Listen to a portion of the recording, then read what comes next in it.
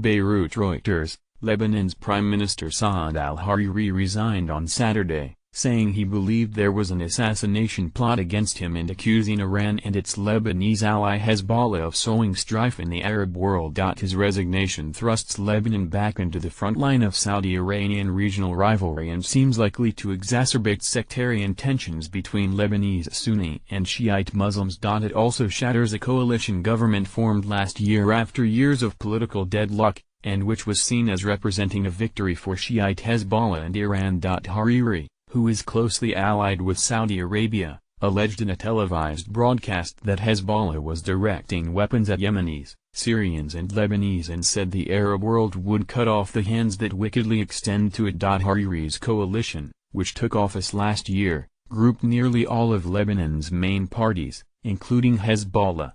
It took office in a political deal that made Michel Aoun, a Hezbollah ally, president. It was not immediately clear who might succeed Hariri, Lebanon's most influential Sunni politician. The post of prime minister is reserved for a Sunni Muslim in Lebanon's sectarian power-sharing system. The constitution requires Aoun to nominate the candidate with the greatest support among MPs. We are living in a climate similar to the atmosphere that prevailed before the assassination of martyr Rafik al-Hariri. I have sensed what is being plotted covertly to target my life, Hariri said. Rafik al-Hariri was killed in a 2005 Beirut bomb attack that pushed his son Saad into politics and set off years of turmoil. The Saudi-owned pan-Arab television channel Al Arabiya Al Hadath reported that an assassination plot against Saad al-Hariri was foiled in Beirut days ago, citing an unnamed source. Lebanese officials could not immediately be reached for comment. In a statement read from an undisclosed location, Hariri said Hezbollah and Iran had brought Lebanon into the eye of a storm of international sanctions.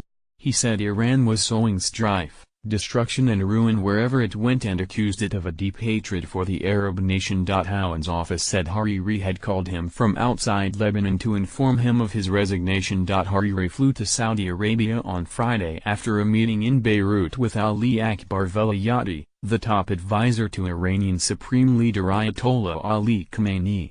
Afterwards, Velayati described Hariri's coalition as a victory and great success. Tussle for influence. Walid Jumblat, the leader of Lebanon's Druze minority, who has frequently played kingmaker in Lebanese politics, said he feared the consequences of Hariri's resignation. We cannot afford to fight the Iranians from Lebanon, he said, advocating an approach of compromise with Hezbollah in Lebanon while waiting for regional circumstances to allow Saudi-Iranian dialogue. Iranian officials denounced the resignation, noting that it had been made from outside Lebanon, while Saudi officials appeared to crow over it. Hariri's resignation was done with planning by Donald Trump, the President of America, and Mohammed bin Salman, the Crown Prince of Saudi Arabia, to destabilize the situation in Lebanon and the region, said Hussein Sheikh al-Islam, advisor to Iran's supreme leader, in remarks to a state broadcaster. Saudi Arabia's influential Gulf Affairs Minister Thamar al-Savan,